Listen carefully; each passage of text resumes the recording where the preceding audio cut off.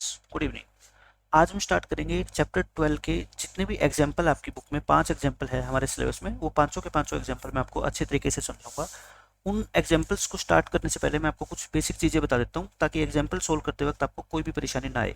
सबसे पहले मैं आपको ये पहला कॉन्सेप्ट आप लिख लो। इसमें कॉन्सेप्ट नंबर 1 है circumference and area of a circle. Circumference and area of a circle. Formula आपको सबको पता ही है, सर्कमफेरेंस का फॉर्मूला क्या होता है, एरिया का फॉर्मूला क्या होता है। मैं कुछ बातें बताना चाहता हूँ बस। सर्कमफेरेंस का फॉर्मूला क्या होता है आपका 2 पाई आर, और एरिया का फॉर्मूला आपका क्या होता है पाई आर स्क्वायर। अब सर्कमफेरेंस निकालने की हमारे को जरूरत कहाँ पे पड़ती है और कहाँ पे हमारे को एरिया निकालने की जरूरत पड़ती है। अब चीज़ें ये है, जैसे मान लो एक सर्कुलर पार्क है, एक सर्कुलर पार्क है या ये फील्ड है। फील्ड का मतलब क्या होता है खेत। और खेत के अंदर मान लो हमारे को चारों तरफ है ना फेंसिंग करनी है। क्या करनी है हमारे को? फेंसिंग। फेंसिंग का मतलब होता है लोहे की तार लगाना। फेंसिंग करनी है हमारे को, यानी कि लोहे की तार लगानी है हमारे को, ताकि जानवर वगैरह इसके अंदर जो है वो एंट्री ना कर सके। तो आप बताओ, आप इस क्वेश्चन में इस सर्कल की सर्कमफेरेंस निकालोगे या फिर एरिया निकालोगे? एरिया का मतलब होता है ये अंदर वाला हिस्सा, और सर्कमफेरेंस का मतलब होता है ये बाउंड्री। तो आपको पता है कि तार कहाँ पे लगाएंगे? सिर्फ बाउंड्री बाउंड्री के ऊपर लगाएंगे, अंदर तो तार लगती नहीं, क्योंकि अगर अंदर तार लगा देंगे तो फसल कहाँ पे बोएंगे। तो तार ऐसे बाहर लगती है बाउंड्री के ऊपर, है ना, यहाँ पे। तो जब भी फेंसिंग का क्वेश्चन आ जाए ना, तो आप क्या करोगे? उसकी सर्कमफेरेंस निकालोगे। ठीक है, मान लो इस सर्कल की रेडियस है 7 सेंटीमीटर या 7 मीटर है, क्योंकि खेत है तो सेंटीमीटर में तो रेडियस होगी नहीं। तो रेडियस इसकी अगर 7 मीटर है, तो सर्कमफेरेंस निकालने का फॉर्मूला होता है आपका 2 पाई आर, यानी कि 2 इंटू पाई इंटू आर। तो कितनी आ गई आपकी? 44 मीटर आ गई।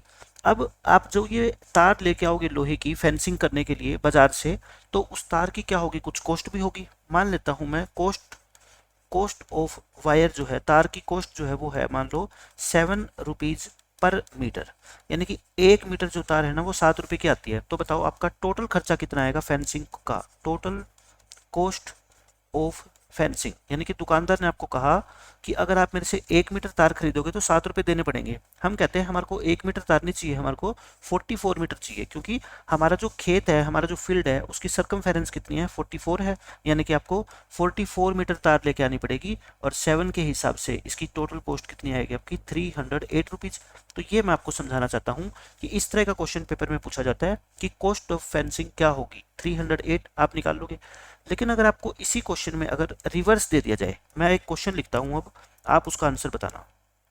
इसमें ये लिखता हूं मैं, we have a circular field.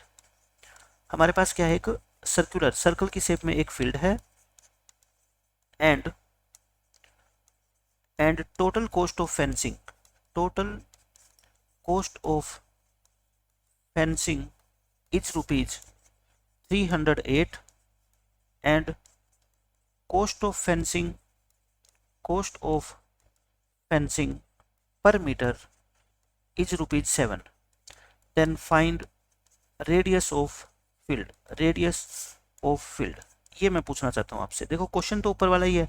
यहाँ पे कॉस्ट ऑफ फेंसिंग कितनी थी? 7 रुपए। टोटल कॉस्ट कितनी थी? 308। वही चीज़ मैंने यहाँ पे लिखी है। लेकिन मैं आपको ये बताना चाहता हूँ कि अगर क्वेश्चन को रिवर्स करके एग्जाम में पूछा जाएगा तो आप कैसे सोचोगे इसके बारे में। देखो टोटल कॉस्ट ऑफ फेंसिंग आपको दे रखे 308 रुपये, और आपको दे रखा है कि 1 मीटर का जो खर्चा है ना वो कितना है? 7 रुपये है। तो आप यहाँ से ये तो निकाल ही सकते हो ना कि कितने मीटर आप तार लेके आए होगे बाजार से खरीद के। ठीक है, सॉल्यूशन में क्या लिखोगे? लेंथ ऑफ वायर, तार की लंबाई। कितने मीटर आपने तार खरीदा होगा? 308/7, यानी कि 44 मीटर। 44 मीटर तार आप खरीद के लेके आए होंगे, तभी तो 7 के हिसाब से आपको 308 रुपीज देने पड़े। अब ये मैं ये कहना चाहता हूँ कि जो कि लेंथ ऑफ वायर है, ये आप कहाँ पे लगाने के लिए खरीद के लाए हो? आप कहोगे जी इस खेत के चारों ओर, और खेत कैसे है? सर्कुलर। और सर्कुलर खेत के चारों ओर जो चीज लगाते हैं उसी को तो हम क्या बोलते हैं? उसकी सर्कमफेरेंस बोलते हैं। इसका मतलब इस फील्ड की जो सर्कमफेरेंस रही होगी वो कितनी रही होगी? 44, क्योंकि तार उतना ही तो खरीद के लेके आएंगे जितनी उसकी क्या है? सर्कमफेरेंस है। तो इसका मतलब 2 पाई आर की वैल्यू कितनी है? 44 है। तो 2 इंटू पाई और इंटू आर इक्वल टू 44। तो यहाँ से आर निकालोगे तो कितना आएगा आपका? 7। ठीक है, तो रिवर्स क्वेश्चन अगर आपसे पूछ लिया जाए कि तार की टोटल कॉस्ट भी आपको बता दे, 1 मीटर की कॉस्ट भी बता दे, तो आपको रेडियस निकालनी हो तो इस तरीके से आप रेडियस निकालोगे। ठीक है, ये क्वेश्चन खत्म। अब सेकंड कॉन्सेप्ट आता है इसी के अंदर। सेकंड कॉन्सेप्ट का मतलब जो मैं एरिया और सर्कमफेरेंस वाला आपको कॉन्सेप्ट समझा रहा हूँ, इसी के अंदर ये तो था सर्कमफेरेंस का कॉन्सेप्ट, अब आपका आएगा concept of area. Concept of area यानी कि एरिया का यूज कहाँ पे करेंगे। अब फेंसिंग जब भी करनी होगी तो आपके दिमाग में आपको याद रखना है क्या करेंगे, सर्कमफेरेंस का यूज करेंगे। अब एरिया कैसे निकालेंगे, क्वेश्चन के अंदर क्या लैंग्वेज आएगी कि हमारे को एरिया निकालना पड़ेगा। अब ये हमारा सर्कुलर शेप में फील्ड है, ठीक है, इसको हमने क्या करना है, प्लो करना है। प्लोइंग जिसको बोलते हैं, प्लो करने का मतलब खेत को जोतना, या आप ये मान लो खेत के अंदर क्या है, हमारे को फसल लगानी है, ठीक है, प्लो करना है खेत को। प्लो कहाँ पे होगा, बाउंड्री पे थोड़े होगा, फसल तो खेत के अंदर लगती है ना। तो इस एरिया को हम क्या करेंगे, प्लो करेंगे। और प्लो करने की जो कॉस्ट है ना वो आपको क्वेश्चन में गिवन होगी। मान लो यही आपका खेत है जिसकी रेडियस कितनी है 7 मीटर, और आपको कहेगा ये cost of ploughing the field, cost of ploughing the field is ₹5 पर मीटर स्क्वेयर, यानी कि 1 मीटर स्क्वेयर को प्लो करना है तो उसका खर्चा कितना आएगा, ₹5। तो बताओ इस पूरे खेत को अगर प्लो करना पड़ गया तो फिर खर्चा कितना आएगा। तो प्लो किस पे करेंगे, देखो एरिया के ऊपर। तो हम पहले क्या निकालेंगे, एरिया। और ये मैंने आपको बात बता रखी है कि रेडियस अगर 7 हो तो एरिया हमेशा ही कितना आएगा आपका 154 मीटर स्क्वेयर। तो फिर बताओ टोटल कॉस्ट आपकी कितनी आएगी। यानी आपने संपर्क किया, जो खेत को प्लो करता है वो कहता है मैं 1 मीटर स्क्वेयर का खर्चा लूंगा ₹5, और आपके खेत का एरिया कितना है 154। तो आपका टोटल जो खर्चा लगेगा वो कितना लगेगा, ₹770, यानी कि इतने रुपए आपका टोटल क्या लग जाएगा, खर्चा लग जाएगा। तो जब भी कॉस्ट ऑफ प्लोइंग आपको निकालनी हो तो इसका मतलब आपको एरिया निकालना पड़ेगा, क्योंकि प्लो कभी भी सर्कमफेरेंस पे नहीं करेंगे, कहाँ करेंगे, खेत के अंदर, उसके एरिया के अंदर, उसका जो स्पेस है खेत का उसके अंदर। तो ये मैंने आपको चीजें बता दी, सर्कमफेरेंस कहाँ पे यूज करनी है और एरिया का यूज हमारे को कहाँ पे करना है। अब आपको पता है कि जो 12.3 एक्सरसाइज है वो किसके ऊपर बेस्ड है, कि पूरी की पूरी आपकी शेडिड एरिया के ऊपर। और शेडिड एरिया के हमने 16 क्वेश्चन करे हैं, बहुत अच्छे अच्छे। उन्हीं 16 क्वेश्चंस के ऊपर और मैं आपको कुछ क्वेश्चन बताता हूँ। कॉन्सेप्ट 2 आप लिख लो इसमें। इसके अंदर जैसे मान लो मैं आपसे सिर्फ ये पूछूं कि ये मैंने आपको एक डायग्राम बना के दे दिया, सिर्फ शेडेड एरिया में आपको ये पहचानना होता है कि जो बुक वाले ने पूछा है हमारे से शेडेड एरिया वो कैसे निकलेगा, मतलब कि किस चीज में से क्या प्लस करे क्या माइनस करे, सिर्फ वो पहचानना है। बाकी एरिया वगैरह निकालना क्या है, बहुत आसान काम होता है। मैं एक डायग्राम बनाता हूँ, देखो बचपन में आपने ऐसे डिजाइन बनाए होंगे कि एक सेमी सर्कल आपने यहाँ पे ड्रॉ कर दिया ऐसे, और एक सेमी सर्कल आपने जो है ना वो यहाँ पे ड्रॉ कर दिया। 2 सेमी सर्कल हो गए। दो और करते हैं हम ऐसे ही। एक मान लो आपने जो है ना यहाँ से ऐसे ड्रॉ कर दिया, और एक आपने इधर से ऐसे ड्रॉ कर दिया। ऐसा डिजाइन आप में से हर बच्चे ने कभी ना कभी बनाया होगा जरूर। अब आपसे क्या पूछेगा क्वेश्चन में कि इस एरिया को, भाई एक इस एरिया को, एक इसको और एक इसको बताओ आप, यानी कि a plus B plus C plus D area कितना होगा। यानी कि वो इसको शेडिड कर देगा, है ना, ऐसे शेडिड कर देगा। और ये आपसे पूछेगा कि ये शेडिड एरिया बताओ कि कितना है। तो और हमें क्या गिवन होगा कि ये जो बाहर वाली जो डायग्राम है ABCD, ये क्या है, एक स्क्वायर है जिसकी साइड कितनी है, मान लो 10 सेंटीमीटर है। सारी की सारी साइड कितनी है इसकी, 10 सेंटीमीटर। और ये क्या है, एक स्क्वायर है। ABCD क्या है, हमारा एक स्क्वायर है जिसकी साइड 10 सेंटीमीटर है। तो बताओ शेडेड एरिया कितना होगा। तो मैं आपसे ये पूछना चाहता हूँ कि शेडेड एरिया के अंदर सिर्फ आपको ये पता लगना चाहिए कि ये A कैसे निकलेगा, B C कैसे निकलेगा, D कैसे निकलेगा। ये कोई नहीं बता सकता कि अकेला A कैसे निकलेगा, ठीक है। मैं आपको सिखाऊंगा अभी, लेकिन डायरेक्ट आपके दिमाग में अकेला A, ये है A, तो इतना एरिया। अब ये क्या बन रहा है, ना तो कोई सेक्टर बन रहा ना कोई सेगमेंट बन रहा है ना, ये हम नहीं निकाल सकते। लेकिन ये पक्का है कि जितना एरिया ए के हिस्से में आया है उतना बी के, उतना सी के, उतना ही डी के, क्योंकि ये क्या है, एक आपका स्क्वायर है और ये सिमेट्रिकल ऐसी फिगर बनी हुई है कि ए बी सी डी जो चारों हिस्सों का एरिया है ना वो क्या है आपका इक्वल है। मैं आपको ना ए बी सी डी की जगह यहाँ पे नाम अलग कर देता हूँ ताकि आप कंफ्यूज ना हो। ये पी क्यू आर एस कर लेते हैं, क्योंकि ए बी सी डी हमने ऊपर नाम दे दिया ना, तो इसको हम नाम क्या देते हैं, P Q R S. Square को हम पी क्यू आर एस नाम दे देते हैं, पी क्यू आर एस। अब मैं आपको यही डायग्राम दोबारा बना के दिखाता हूँ और आपको तुरंत पता लग जाएगा कि इन ABCD का एरिया हम कैसे निकालेंगे। बताने के बाद ऐसा कुछ भी नहीं होगा कि आपको समझ नहीं आएगा, बताने के बाद 100% समझ आएगा, लेकिन स्टार्टिंग में आपका दिमाग नहीं चलेगा कि ये ABCD का एरिया हम निकाले कैसे। ये मैंने डायग्राम बना दिया, और ये तो हम जो है ना और सेमी सर्कल ड्रॉ कर देते हैं, इस डायग्राम को पूरा कर देते हैं। अब मैं शेडिड नहीं कर रहा ताकि कंफ्यूज ना हो। अब मैं आपसे ये पूछना चाहता हूँ कि ये मान लो ए है और ये मान लो सी है, ठीक है, ये बी था ये डी था, मेरे को ए प्लस सी निकालना है, क्योंकि जितना ए प्लस सी होगा ना उतना ही इन दोनों का एरिया होगा, ये तो कन्फर्म है क्योंकि चारों का इक्वल है। ए और सी का एडिशन यानी कि इसका, इस वाले एरिया का और इस वाले एरिया का आपको क्या निकालना है, एडिशन, सम निकालना है। तो आप कैसे निकालोगे, आपकी ये साइड कितनी है, 10 है सारी। आपने दिमाग लगाया कि अगर इस पूरे स्क्वायर के एरिया में से, ध्यान से सुनना मेरी बात, पूरे स्क्वायर के एरिया में से अगर मैं ये वाला सेमी सर्कल, देखो जो मैं रेड पेन से शेडिड कर रहा हूँ, ये वाला सेमी सर्कल है ना, ये रेड पेन वाला क्या है, सेमी सर्कल है। अगर पूरे स्क्वायर के एरिया में से एक तो मैं ये वाला सेमी सर्कल हटा दूं और एक ये इधर वाला सेमी सर्कल हटा दूं, ये जो पर्पल पेन से मैं अब शेडिड कर रहा हूँ ये वाला, अगर पूरे स्क्वायर के एरिया में से मैं ये दोनों के दोनों सेमी सर्कल हटा दूं पूरे तरीके से, तो आप बताओ क्या ये वाला हिस्सा नहीं बच जाएगा, ए और सी वाला है ना, जो आप निकालना चाहते हो क्वेश्चन में। आपको तुरंत पता लग गया कि इन दोनों सेमी सर्कल को हटाने के बाद तो हमारे पास ये जो ब्लैक वाला एरिया है ना ये कंप्लीट, ये बचेगा और यही तो हमारे को निकालना है। तो बस फिर तो क्वेश्चन ही खत्म हो गया।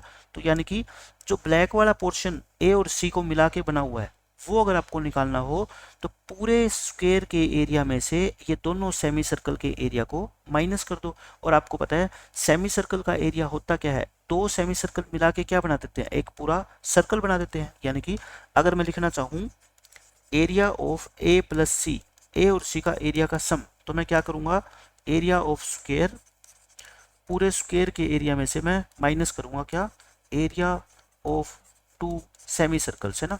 और आपको पता है कि दो सेमी सर्कल जो एक जैसे हैं वो मिलके पूरा क्या बना देंगे, एक फुल सर्कल बना देंगे। यानी कि एरिया ऑफ स्क्वायर में से आप माइनस कर दो area of one full circle, है ना, कि दो सेमी सर्कल या एक फुल सर्कल एक ही बात होती है।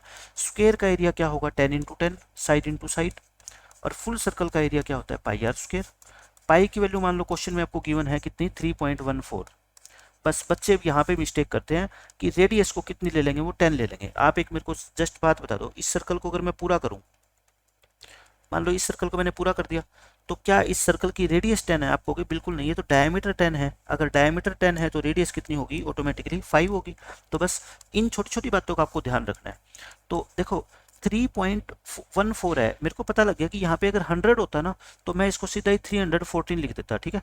तो इस तरह की छोटी छोटी कैलकुलेशन मैं आपको सिखा रहा हूँ। ये 25 है, मैं 4 से ऊपर मल्टीप्लाई कर देता हूँ और 4 से क्या है मैं नीचे मल्टीप्लाई कर देता हूँ, ताकि मेरे को आसानी रहे।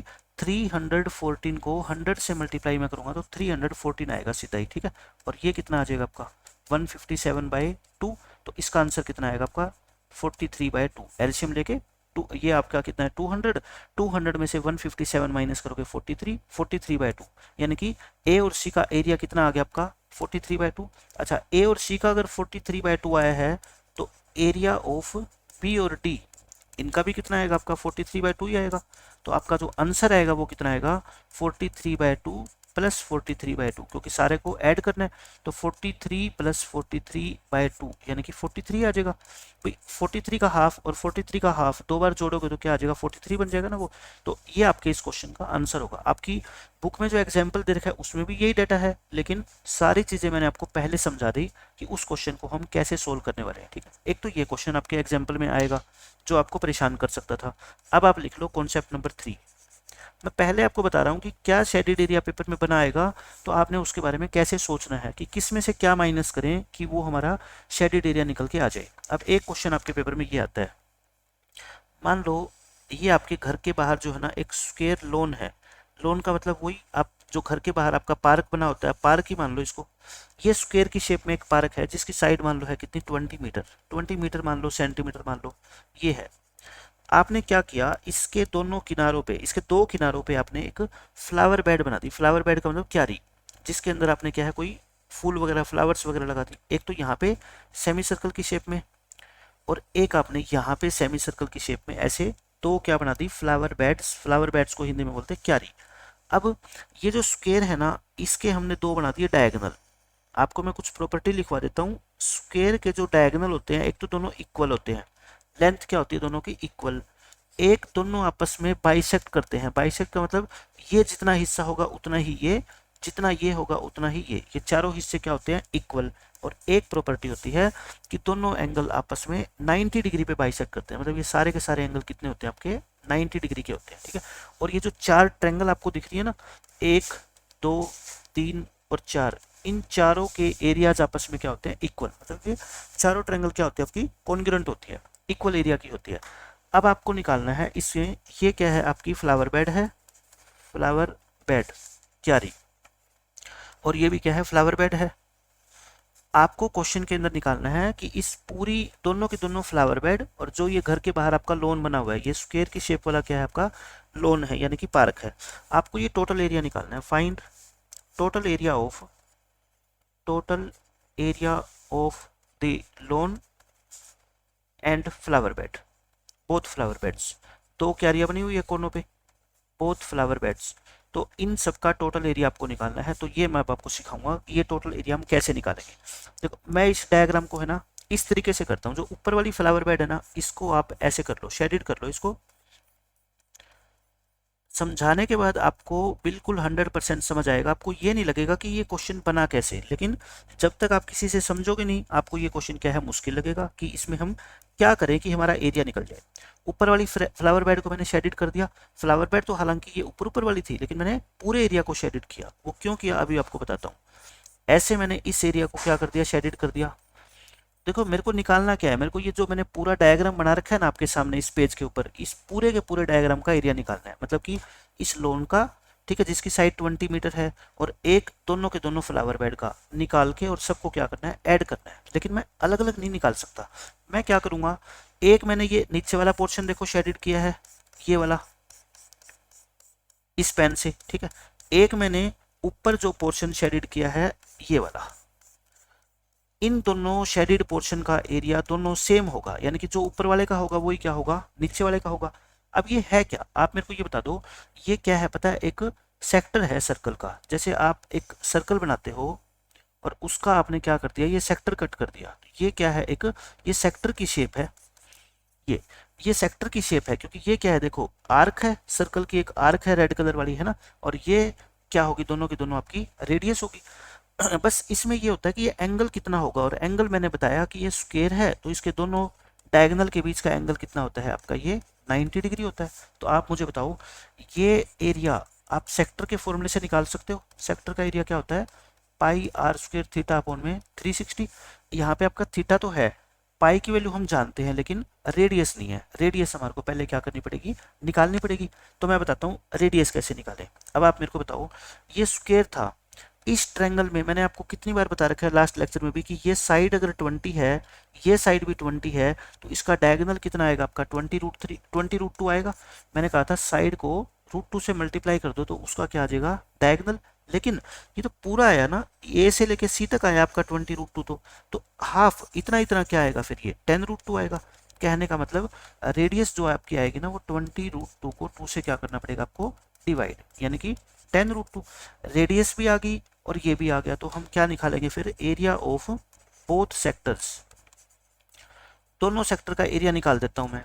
2 से मल्टीप्लाई कर दो, एरिया ऑफ सेक्टर कितना होता है पाई आर स्क्वायर थीटा अपॉन में 360 होता है, ठीक है, तो 2 से ये कट जाएगा तो पाई आर स्क्वायर थीटा अपॉन में कितना आ जाएगा आपका 180।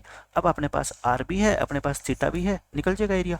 अब इन दोनों का एरिया तो निकल गया शेडेड का, तो अब किसका एरिया रह गया इस वाले पोर्शन का, ये डॉटेड पोर्शन में बना रहा हूँ, और इस डॉटेड पोर्शन का, और इन दोनों का एरिया क्या है बताओ इक्वल है, इन दोनों का एरिया क्या है इक्वल। अब इसका एरिया रह गया। आप मेरे को एक बात बताओ, क्या ये जो दो डॉटेड पोर्शन मैंने बनाए हैं एक ये वाला और एक ये वाला, अगर पूरे स्क्वायर के एरिया को, पूरे स्क्वायर का एरिया क्या होता है 20 × 20, अगर मैं इसको 2 से डिवाइड कर दूं तो क्या ये इन दोनों डॉटेड पोर्शन का एरिया निकल जाएगा, आप कहोगे जी बिल्कुल निकल जाएगा। क्यों, क्योंकि इस स्क्वायर के हमने 4 हिस्से बना दिए, एक ये एक ये एक ये और एक ये, लेकिन हमें सिर्फ 2 हिस्सों का एरिया चाहिए, तो पूरे एरिया को 2 से क्या कर दो आप डिवाइड कर दो, तो ये कितने हिस्से का आ जाएगा आपका 2 हिस्सों का आ जाएगा, ठीक है।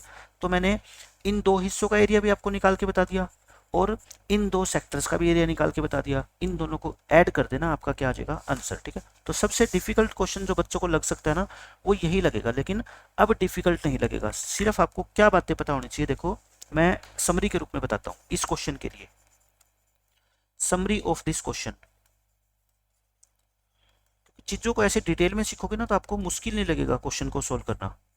इस क्वेश्चन की समरी ये है कि पहले तो जो आपको ये स्क्वायर लोन दे रखा है ना, जिसकी साइड मान लो कितनी है 20 है, सबसे पहले तो आपको इसका निकालना पड़ेगा क्या, डायगोनल।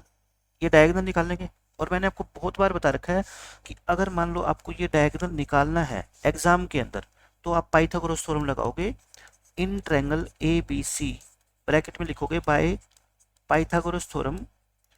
जो AC का स्क्वायर होता है यानी कि जो हाइपोटेनस का स्क्वायर होता है वो क्या होता है, बेस स्क्वायर यानी कि 20 का स्क्वायर और प्लस में 20 का स्क्वायर, ये होता है 400, ये भी होता है 400।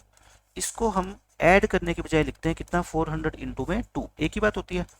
AC कितना आएगा फिर, इसका स्क्वायर रूट, 400 का स्क्वायर रूट आपको सबको पता है 20 होता है, और ये √2 रह ही जाएगा। तो यानी कि ये साइड कितनी आ गई आपकी, 20√2। एग्जाम में तो ऐसे निकाल के दिखाना है, लेकिन आपको पता होना चाहिए कि इस साइड के आगे बस √2 लगा दो, ये 20√2 बन जाएगी। ठीक है। अब क्या हुआ था इस क्वेश्चन में, ये जो ऊपर आपने फ्लावर बेड बनाई थी सेमी सर्कल की शेप में, ये वाली, ये इस सर्कल को जब हम पूरा करेंगे ना, तो ये वाली जो है इसका क्या बन जाएगा, डायामीटर बन जाएगा। ये क्या बन जाएगा, इसका डायामीटर। लेकिन हमें क्या चाहिए, रेडियस। तो रेडियस कितनी होगी बताओ, 20√2 को 2 से क्या करेंगे डिवाइड, यानी कि 10√2। अब 10√2 रेडियस आ गई, और हमारे को थीटा भी पता है, इसका थीटा कितना होता है बताओ, ये 90 डिग्री होता है। तो फिर एरिया ऑफ सेक्टर निकाल सकते हैं हम। एरिया ऑफ सेक्टर वो कितना होता है, पाई आर स्क्वायर थीटा अपॉन में 360। पाई की वैल्यू आपको पता है, आर कितना है 10√2, यानी कि 2 बार क्या करेंगे, इसको मल्टीप्लाई करेंगे। थीटा कितना है आपका 90, और अपॉन में क्या करेंगे हम 360। देखो कैसे निकालोगे, अब इसको 4 पे काट दो, ये 2 और √2 मिलके क्या होता है 2, और नीचे कितना है 4, नीचे 2 बच गया। पाई की वैल्यू मान लो 3.14 है, ये 100 हो गया, नीचे कितना आ गया 2, ऊपर हो गया 314, बाय 2 करोगे तो कितना आ गया 157। 157 तो इस सेक्टर का एरिया आएगा, ऐसे जो नीचे सेक्टर बनेगा उसका एरिया भी कितना आएगा 157। तो 157 प्लस 157, और इन दोनों पोर्शन का एरिया कितना होगा, पूरे स्क्वायर के एरिया का हाफ, यानी कि 200। 200 इसमें ऐड कर देना, 514 इस क्वेश्चन का क्या आ जाएगा, आंसर आएगा। ठीक है, इस तरीके से आपको ये चीज़ें सीखनी है। अब हम करते हैं एग्जाम्पल्स। फर्स्ट एग्जाम्पल देखो, जो चीज़ें मैंने सारी बताई है वो यहाँ पे काम आएगी। इसमें कहता है the cost of fencing A circular field. जहाँ पे भी फेंसिंग नाम आ जाए ना, आप सोच लेना सर्कमफेरेंस का यूज होगा। एट द रेट ऑफ ₹40 पर मीटर, यानी कि उस खेत के बाहर हम लोहे की तार जो लगाएंगे ना, फेंसिंग करेंगे, 1 मीटर का खर्चा 24 रुपये आता है, और उसकी ये टोटल कॉस्ट दे रखी है। मैंने आपको क्या बताया कि जब आपको टोटल कॉस्ट भी गिवन हो और 1 मीटर की कॉस्ट भी गिवन हो, तो आप ये निकाल सकते हो कि आप कितने लेंथ की तार खरीद के बाजार से लेके आए हो, है ना। हम क्या निकाल सकते हैं, लेंथ ऑफ वायर, तार की लंबाई। 5280 को डिवाइड कर दो किससे, 24 से। इसको डिवाइड करोगे तो कितना आएगा आपका 220, यानी कि आप इतने मीटर तार खरीद के लाते हो, और तार तो उतनी ही मीटर खरीद के लाओगे ना जितनी आपके खेत की सरकमफेरेंस है। इसका मतलब ये जो 220 है ये क्या है, आपकी सरकमफेरेंस है। तो यहाँ से कोई भी बच्चा आर निकाल सकता है आसानी से। आर कैसे निकलेगी, देखो 220, आर को इधर रखो, ये 2/1 इधर आके क्या होता है 1/2, और ये 22/7 इधर आके क्या होगा आपका 7/22। तो बस आप इसको सोल्व कर लो, ये 10 पे कट गया, ये 5 पे, 5 7 जा 35, यानी कि इस खेत की जो रेडियस है वो कितनी आ गई 35। रेडियस मैंने क्यों निकाली, क्योंकि अब मेरे को निकालनी है this field is to be plot. इसको प्लो करना है अपने को एट द रेट ऑफ 0.50 पर मीटर स्क्वायर, यानी कि 1 मीटर स्क्वायर पे अगर हमारे को उस खेत को जोतना है, प्लोइंग करनी है, तो खर्चा कितना आएगा 0.5। 0.5 का मतलब क्या होता है 1/2 होता है ना, तो 0.50 का मतलब क्या होता है 50/100, इसका मतलब होता है 1/2, यानी कि आधा रुपया। 1 मीटर स्क्वायर पे आधा रुपया खर्चा लगता है। तो find the cost of ploughing the field. पूरे खेत को प्लो करने की आपको क्या बतानी है, कॉस्ट। और प्लो करने के लिए हम क्या लगाते हैं, एरिया, एरिया ऑफ फील्ड। और एरिया का फॉर्मूला आप सबको पता है कितना होता है, पाई आर स्क्वायर होता है। ये तो पाई की वैल्यू 22/7, आर की वैल्यू कितनी 35 इंटू 35। आप इसको कैंसिल कर दो, 7 5 जा, और ये कितना आ गया आपका बताओ 22 इंटू में 35 को 5 से करोगे 175। अच्छा, इसको मल्टीप्लाई करने की जरूरत नहीं है अभी, बस इतना एरिया आ गया आपका, है ना, ये एरिया। अब आपको तो क्या निकालनी है, कॉस्ट। 1 मीटर स्क्वायर का खर्चा इतना आता है और ये किसके इक्वल है 1/2 के। सो हम क्या लिखेंगे, टोटल कॉस्ट ऑफ प्लोइंग, पूरे खेत को प्लो करने का खर्चा कितना आएगा, इतने मीटर स्क्वायर एरिया है और 1 मीटर स्क्वायर पे आता है 1/2 रुपीज़, तो इसको 1/2 से क्या कर देंगे, मल्टीप्लाई कर देंगे। ये 2 पे काट दो, तो यानी कि 11 इंटू 175, 175 को 11 से मल्टीप्लाई करोगे तो आपका आंसर कितना आएगा, 1925 रुपीज़। पूरे खेत को प्लो करने का जो खर्चा आएगा वो कितना आएगा, 1925 रुपये। क्वेश्चन बिल्कुल आसान था, सारी चीज़ें मैंने आपको पहले ही समझा दी थी, इसलिए अब ये क्वेश्चन आपके लिए आसान बन गया। अब देखो एग्जाम्पल नंबर 2, ये बिल्कुल आसान क्वेश्चन है। इसमें कहता है find the area of the sector of a circle, radius दे रखी है, एंगल दे रखा है, तो बस एक बार इस क्वेश्चन को सिर्फ आप क्या है इतना ही पढ़ो। एरिया ऑफ सेक्टर का क्या लगाओ फॉर्मूला, एरिया ऑफ सेक्टर आप सबको पता है, एरिया ऑफ सेक्टर का फॉर्मूला क्या होता है, पाई आर स्क्वायर थीटा अपॉन में 360 होता है। पाई की वैल्यू ये खुद ही कहता है 3.14 यूज करो, आर कितना है 4 यानी कि 4 इंटू 4, थीटा कितना है 30 और अपॉन में कितना होता है 360। इसको सोल्व करें, इसको सोल्व करते हैं, देखो ये 12 पे कटेगा, ये 3 पे कटेगा, तो यानी कि 3.14 इंटू 4 डिवाइड बाय कितना आएगा 3। अब आप मेरे को बताओ कि ये आप कैसे सोल्व करोगे। पहले आप क्या करो, इसको 4 से मल्टीप्लाई करो। देखो 4 से मल्टीप्लाई करने का तरीका बताता हूँ। 3 4 जा कितना होता है 12 और 14 4 जा कितना होता है 56, बस ऐसे मल्टीप्लाई किया करो, ठीक है, ये आ गया। अब इसको क्या करना है आपको, डिवाइड, पॉइंट वगैरह को अपने दिमाग से भूल जाओ, ठीक है, आप सिर्फ 12 56 को 3 से डिवाइड करो। आपको ये पता है कि आंसर तो जो है ना 4 पॉइंट समथिंग आएगा, क्योंकि आप ऊपर वाले को 12 मान लो, 12 को 3 से डिवाइड करते हो तो कितना आता है 4, तो 4 पॉइंट समथिंग आंसर आ जाएगा आपका, है ना। 3 4 जा कितना आ गया आपका 12, उतारेंगे 5, 3 1 जा कितना आ गया 3 और 3 8 जा कितना आता है आपका 24 और ये कितना आ गया 2 और 3 6 जा कितना होता है आपका 18। भाई ऐसे चलता रहेगा, मतलब कि आंसर लगभग आएगा 4.186, 4.186। अगर आपको इसको एक ही प्लेस तक निकालना हो या 2 प्लेस तक निकालना हो ना, तो आप क्या कर सकते हो पता है, अगर ये 1 1 तक निकालना हो, इस 1 को आप क्या बना दो 2, क्यों, क्योंकि ये जो इससे अगला डिजिट है ना ये 5 से बड़ा है, तो इसलिए हम इसको क्या लिख सकते हैं 4.2, 4.2 सेंटीमीटर स्क्वायर इस क्वेश्चन का आंसर आएगा। अच्छा 2 डिजिट तक निकालना हो तो कैसे निकालोगे, 4.1, ये सेकंड डिजिट 8 नहीं, इस 8 को क्या लिख देना 9, क्यों, इससे जो नेक्स्ट डिजिट है वो 5 से बड़ा है, तो ये 4.19, देखो 4.18 लिख दो, 4.19 लिख दो, 4.2 लिख दो, इससे आपका आंसर गलत नहीं होगा, क्योंकि ये बिल्कुल करीब करीब होते हैं ये सारी चीज़ें, ठीक है। लेकिन 4.1 लिख दोगे तो फर्क आ जाएगा, क्योंकि 4.1 और 4.2 में बहुत ज़्यादा डिफरेंस होता है, ठीक है। ये तो इसका आंसर क्या आएगा, या तो 4.2 या फिर 4.19 सेंटीमीटर स्क्वायर, ये आपका क्या आ गया आंसर। ये इस वाले सेक्टर का एरिया आ गया, हो गया खत्म। अब कहता है find the area of the corresponding major sector. मैंने आपको बताया था एक सर्कल के 2 सेक्टर होते हैं, एक माइनर एक मेजर, दोनों का फॉर्मूला सेम होता है लेकिन थीटा अलग अलग होता है। ये जो सेक्टर बच गया ना बाहर वाला, ये जो पूरा सेक्टर है इसके अलावा इसका एरिया का जो फॉर्मूला होगा, फॉर्मूला तो वही रहेगा। एंगल कितना होगा, देखो पूरा एंगल होता है 360, इसमें से ये 30 हटा दो तो ये एंगल कितना हो जाएगा आपका 330। तो फिर हम क्या लिखेंगे बताओ, area of major sector, area of major sector, formula वही रहेगा, मैं फिर बता रहा हूँ आपको, pi r square theta upon में 360, पाई की वैल्यू 3.14, आर भी वही रहेगी, बस थीटा कितना होएगा आपका 330 डिग्री हो जाएगा, ठीक है, ये हो गया।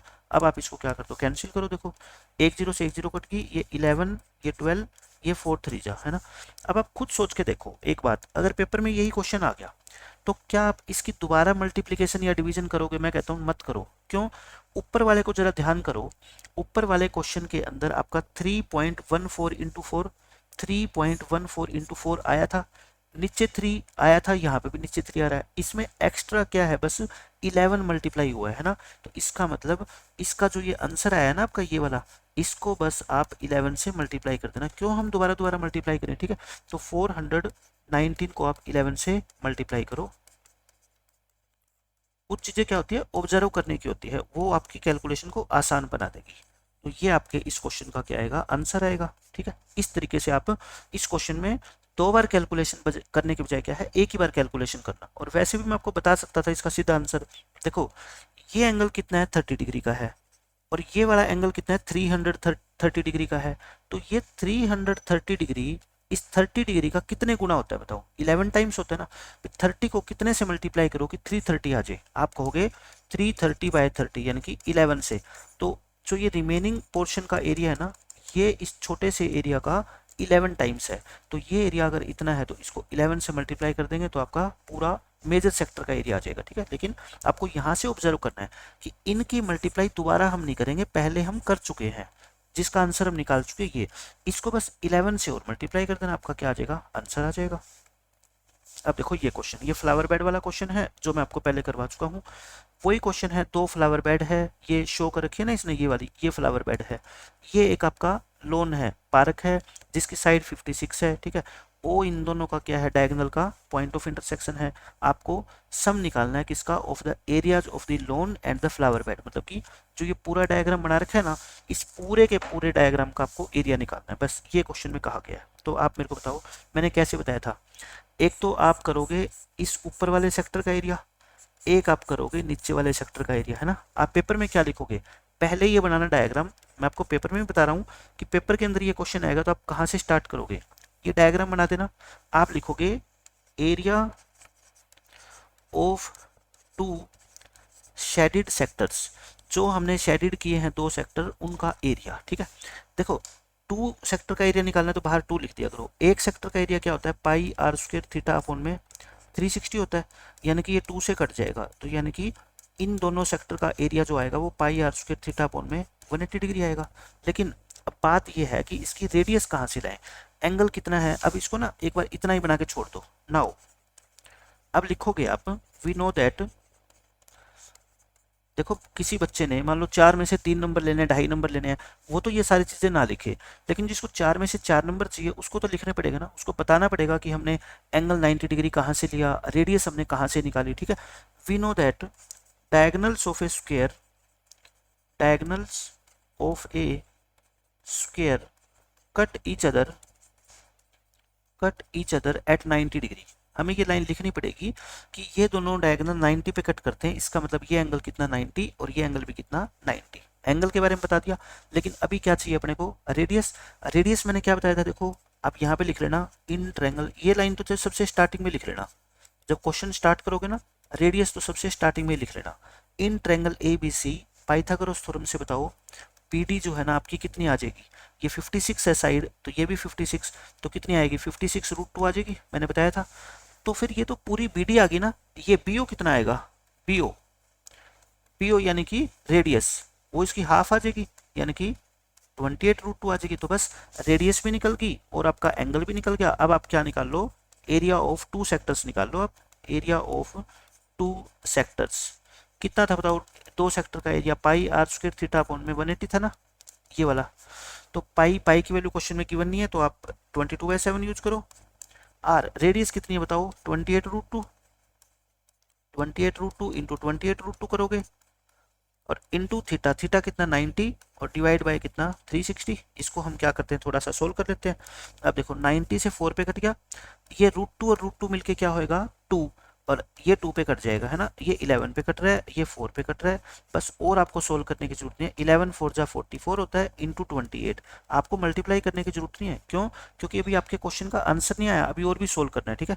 तो ये आपका क्या आ गया? मीटर में है ना, तो मीटर स्क्वायर, यानी कि ये आपके इन दोनों सेक्टर्स का एरिया आ गया। अब आप क्या निकालोगे? देखो इस हिस्से का एरिया, ये मान लो 1 नाम दे दो, इसको नाम आप क्या दे दो 2। आप पेपर में भी ऐसे ही कर सकते हो, आपका नंबर नहीं कटेगा, ठीक है। आप क्या लिखोगे? Area of 1 + 2। अब मैंने आपको बताया था इन 1 + 2 का एरिया पूरे स्क्वायर के एरिया का क्या हो जाएगा? हाफ। तो आप क्या लिखोगे इसको? एरिया ऑफ स्क्वायर, स्क्वायर का नाम क्या है? ABCD, अपॉन में क्या कर देना 2 कर देना। स्क्वायर का एरिया क्या होता है बताओ? 56 into 56, side into side, upon में 2, यानी कि 56 इंटू 28 हो जाएगा, है ना। 2 पे काटोगे तो बस इसको भी मल्टीप्लाई करने की जरूरत नहीं है।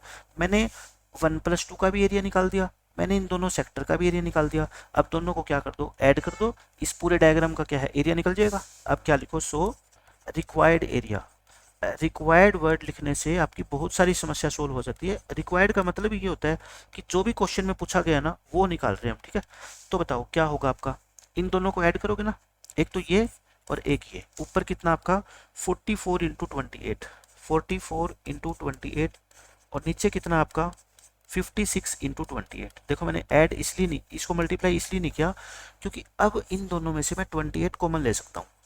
यहाँ से क्या आ गया फिर आपका, सॉरी ये प्लस करेंगे ना, यहाँ से क्या बचेगा 44 और यहाँ से आपका क्या बचेगा फिर 58, यहाँ से आपका क्या बचेगा 56।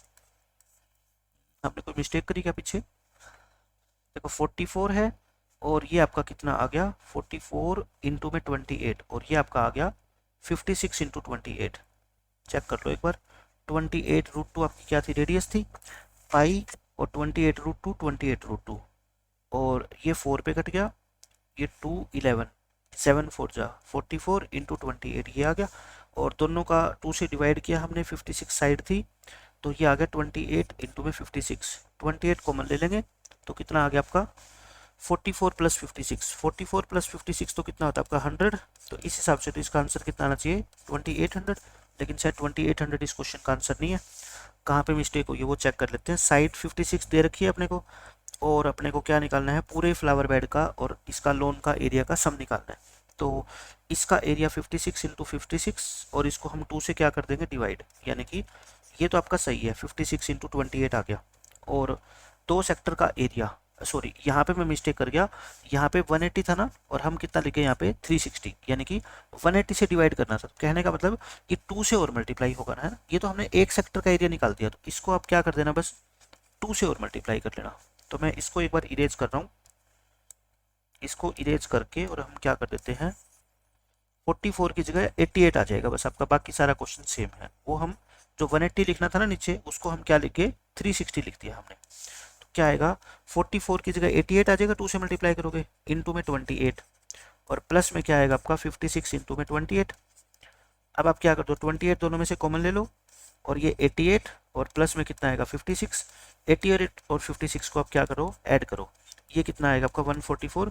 144 को 28 से क्या कर लो मल्टीप्लाई कर लो, ये कितना आ गया 30, 14 8 112 115 और 288।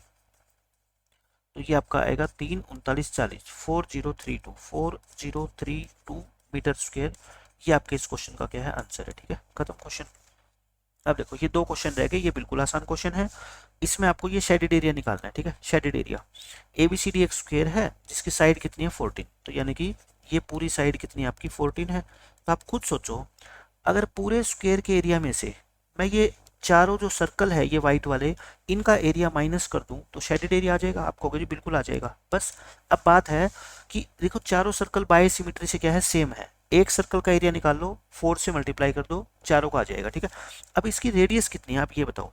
ये पूरी साइड 14 है तो ये इतनी इतनी क्या होगी 7 होगी, ये कितनी होगी आपकी 7 होगी।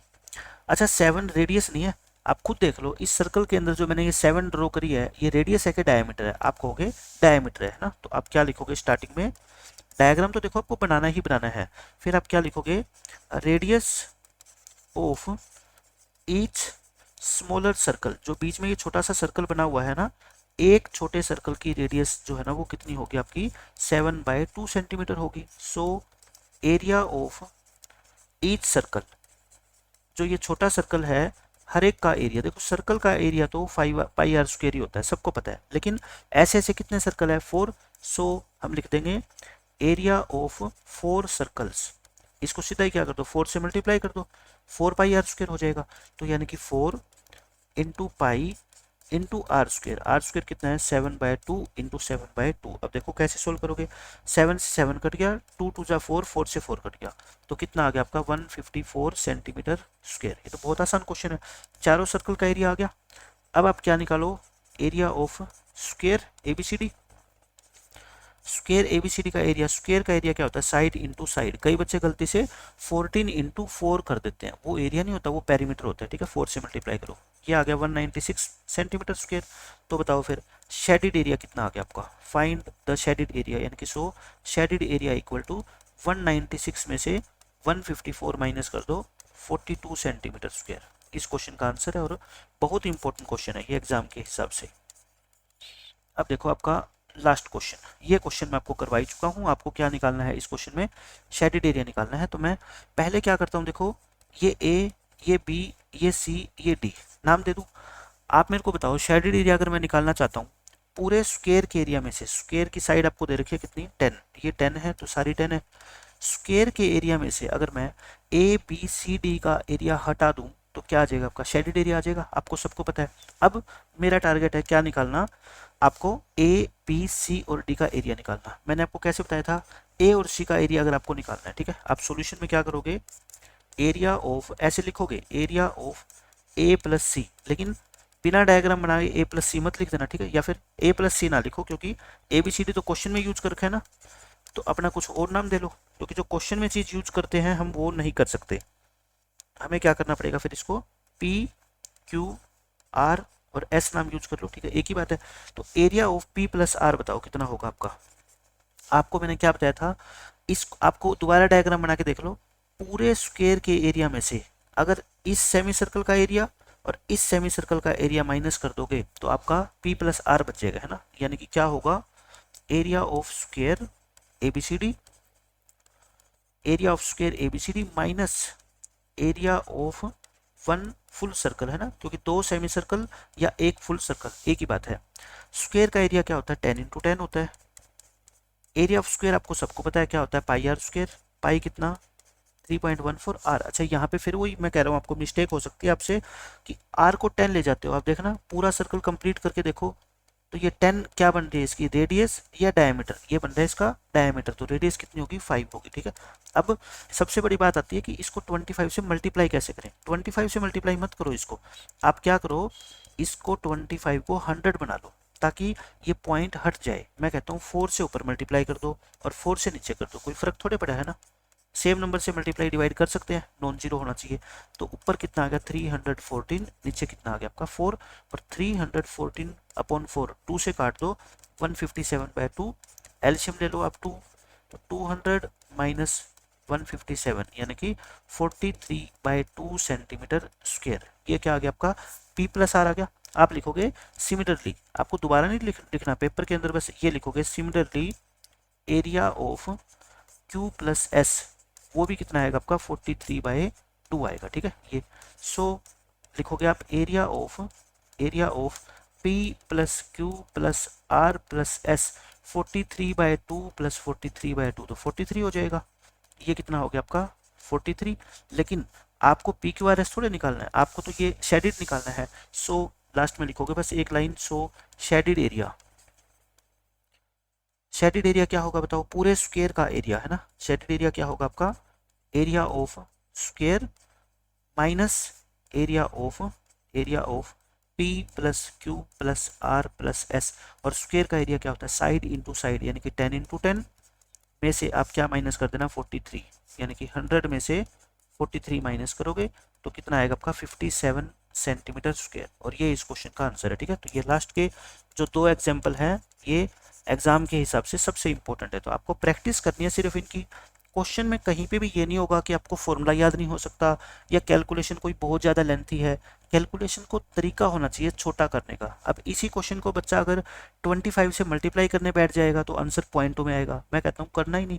आप कोशिश किया करो कि इसको 100 बना लो, 25 तो है ही, 25 को अगर मैं 4 से मल्टीप्लाई करूँ तो 100 बन जाएगा।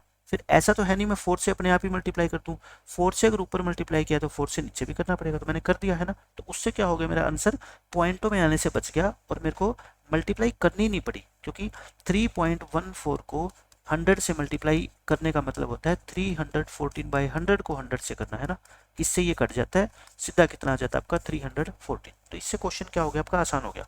तो ये था आपका पूरा कंप्लीट 12 चैप्टर, एक एक क्वेश्चन हमने कर लिया, एक एक इसका सारा एग्जाम्पल कर लिया जो आपके सिलेबस में है। इसके बाद इनसे बाहर पेपर के अंदर कोई भी आपका क्वेश्चन आने वाला नहीं है। तो मिलते हैं नेक्स्ट लेक्चर में, बाय बाय, टेक केयर।